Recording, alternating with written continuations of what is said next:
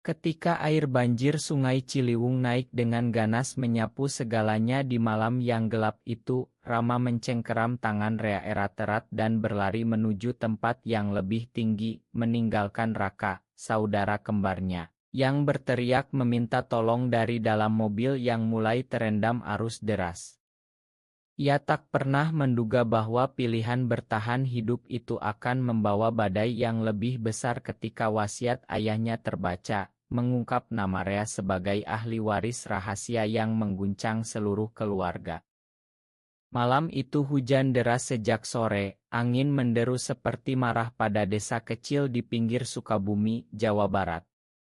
Rama baru saja pulang dari Jakarta untuk kunjungan singkat bersama Rea, yang ia perkenalkan sebagai teman kuliah lama. Ayahnya, Pak Hadi, pemilik lahan sawah dan properti kecil, selalu menekankan pentingnya keluarga. Raka, kembar identik Rama, tetap tinggal di desa membantu ayah mengurus tanah. Mereka berdua mirip sekali, rambut hitam pendek, kulit sawo matang khas orang Indonesia, senyum yang sama. Tapi di dalam, Rama berbeda. Sejak kuliah di Jakarta, ia jatuh cinta pada Rea, pria yang tenang dan pengertian, arsitek muda yang memahami rahasianya. Mereka sembunyikan semuanya, takut pada pandangan tetangga, takut pada ayah yang taat agama dan ibu yang selalu bicara tentang pernikahan. Saat banjir datang tiba-tiba, air naik cepat sekali. Mereka bertiga berada di mobil keluarga yang parkir di depan rumah. "Cepat keluar," teriak Raka dari kursi belakang. Tapi pintu macet karena tekanan air. Rama panik, tangannya mencari Rea yang duduk di sampingnya. "Rea, pegang tanganku." Ia tarik Rea keluar melalui jendela yang terbuka. Tubuh mereka basah kuyup, kaki terpeleset di lumpur. Raka masih berusaha membuka pintu, suaranya hilang dalam deru air. "Rama, tolong aku," teriaknya. Rama menoleh sekilas, melihat wajah kembarnya yang mirip dirinya sendiri, tapi ia tak berhenti. Ia lari bersama Rea menuju bukit kecil di belakang rumah tetangga, meninggalkan Raka sendirian. Hatinya berdegup kencang bukan karena lari, tapi karena pilihan yang ia buat dalam sekejap. Keesokan paginya, matahari terbit cerah, tapi desa seperti neraka. Rumah-rumah rusak, lumpur di mana-mana. Berita penyelamatan menyebar. Raka ditemukan oleh tim SAR, kakinya patah, tubuh penuh luka, hampir tenggelam. Keluarga berkumpul di rumah sakit kecil. Ibu Siti menangis, "Kamu di mana, Rama? Kenapa kamu tidak selamatkan adikmu?" Ayah Pak Hadi diam saja, tapi matanya penuh kekecewaan. Rama berdiri di sudut ruangan, basah kuyup oleh air mata yang tak terlihat. Rea menunggu di luar, tak berani masuk karena takut rahasia mereka terbongkar. Rama merasa dunia runtuh. Bagaimana ia bisa jelaskan bahwa ia pilih menyelamatkan orang yang ia cintai, bukan saudara kembar yang selalu ada sejak lahir? Di Indonesia ini, cinta seperti miliknya tak punya tempat. Ia pulang ke Jakarta malam itu juga, dengan rasa bersalah yang menggerogoti seperti banjir yang tak pernah surut. Di apartemen kecilnya di Jakarta, Rama duduk sendirian. Rea datang, memeluknya pelan. "Kamu menyelamatkanku, tapi aku merasa bersalah pada Raka," kata Rea lembut. Rama menggeleng. "Aku tak punya pilihan lain. Kalau aku tinggal, kita semua mati." Tapi kata-kata itu kosong. Ia ingat masa kecil mereka, bermain di sawah, bertukar rahasia kecil. Sekarang rahasia besar ini memisahkan mereka. Telepon dari ibu datang, "Ayah sakit, Rama. Pulanglah." Rama tahu ini baru awal. Guilt mulai makan dirinya dari dalam, dan ia tak tahu bagaimana menghadapi keluarga lagi tanpa mengaku siapa dirinya sebenarnya. Bulan-bulan berlalu seperti kabut tebal. Rama kembali ke desa saat ayahnya dirawat di rumah sakit kota terdekat. Raka sudah pulang, kakinya masih pincang, tapi matanya lebih tajam dari sebelumnya. "Kamu pilih lari sendiri, Bang?" tanya Raka di teras rumah yang sudah diperbaiki. Suaranya datar, tapi penuh luka. Rama tak bisa jawab. Ia duduk di bangku bambu, angin sore membawa bau tanah basah. Keluarga besar berkumpul, omongan tetangga mulai beredar. "Anak kembar kok saling tinggal di saat bahaya," bisik mereka.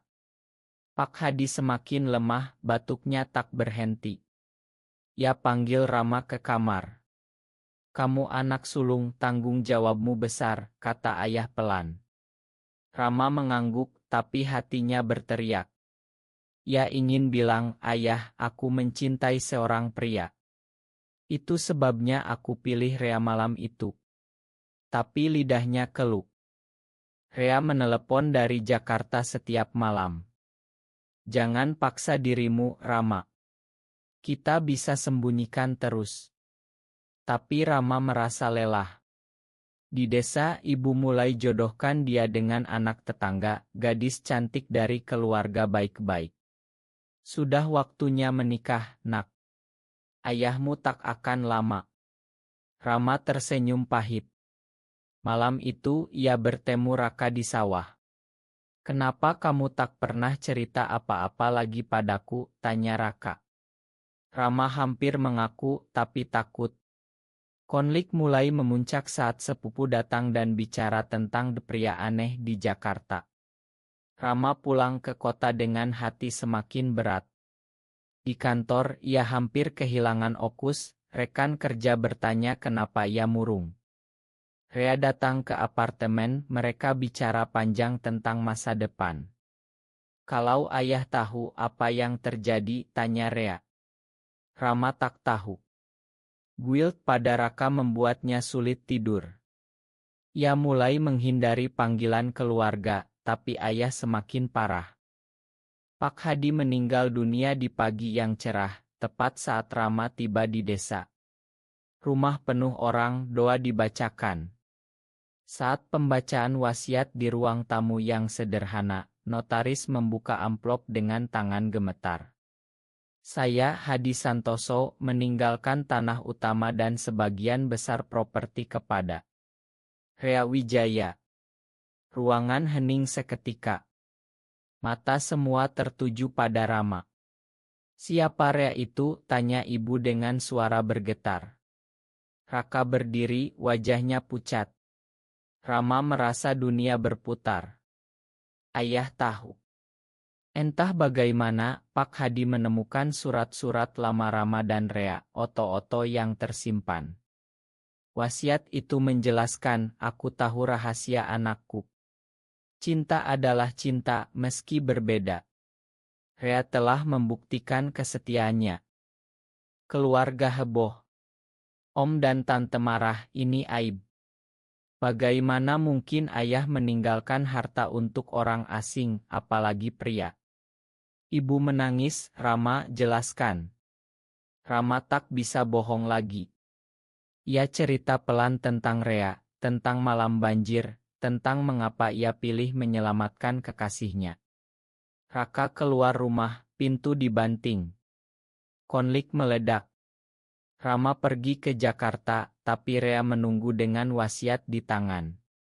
"Aku tak mau ambil apa-apa kalau itu hancurkan keluargamu," kata Rea. Rama merasa hancur. Tekanan masyarakat semakin berat, berita desas-desus sampai ke kantor. Ia mulai ragu pada dirinya sendiri. Apakah ia pantas bahagia? Rama kembali ke desa untuk menyelesaikan urusan tanah. Raka menolak bicara, tapi suatu malam di sawah, ia akhirnya terbuka. "Aku selamat karena tetangga, tapi rasanya seperti kamu sudah mati bagiku malam itu." Rama menangis, cerita semua, bagaimana ia takut pada norma Indonesia, bagaimana cinta pada Rea membuatnya kuat tapi juga lemah. Raka diam lama. "Aku tak mengerti, Bang." Tapi aku tahu kamu selalu lindungi aku dulu. Perlahan, prasangka mulai retak. Tapi ibu masih menolak, tetangga bergosip. Rea datang diam-diam ke desa, bertemu Rama di pantai kecil dekat Sukabumi. Mereka berpelukan di bawah bulan, tapi Rama tahu ini berisiko. Konflik dengan sepupu yang ingin ambil warisan membuat Rama harus pilih, jual tanah atau pertahankan untuk Rea sesuai wasiat. Pengorbanan mulai terasa nyata. Rama hampir kehilangan pekerjaan karena rumor di Jakarta. Ketegangan memuncak saat musim panen. Raka terlibat kecelakaan kecil di sawah karena masih pincang. Rama buru-buru pulang dan di rumah sakit, Raka akhirnya bilang, "Aku makan kamu, Bang. Tapi tolong jangan sembunyikan lagi." Keluarga besar berkumpul, ada perdebatan sengit. Ibu mulai melunak setelah baca surat ayah yang tersimpan. Tapi masyarakat desa tak mudah. Ada yang datang ke rumah, ini dosa besar. Rama menghadapi langsung, bicara tentang cinta yang tak pilih gender. Rea berdiri di sisinya. Pengkhianatan kecil dari sepupu yang bocorkan rahasia ke media lokal membuat Rama hampir menyerah. Tapi ia pilih bertahan. Setahun kemudian, tanah warisan sudah dibagi adil. Rama dan Rea tinggal bersama di Jakarta, hubungan mereka terbuka di kalangan dekat. Raka datang berkunjung, kakinya sudah sembuh. "Kamu berubah, Bang. Lebih kuat," kata Raka sambil tersenyum. Ibu mulai terima pelan-pelan, meski tak sepenuhnya. Rama berdiri di pantai Bali bersama Rea, angin laut menyapa wajah mereka. Ia ingat banjir malam itu, tapi sekarang ia tahu, pilihan itu membawanya pada kebenaran diri. Keluarga tak sempurna, tapi cinta tetap ada. Di Indonesia yang berubah lambat, Rama telah menemukan kedamaian. Apakah benar meninggalkan saudara demi cinta sejati meski menyakiti keluarga? Benar atau salah?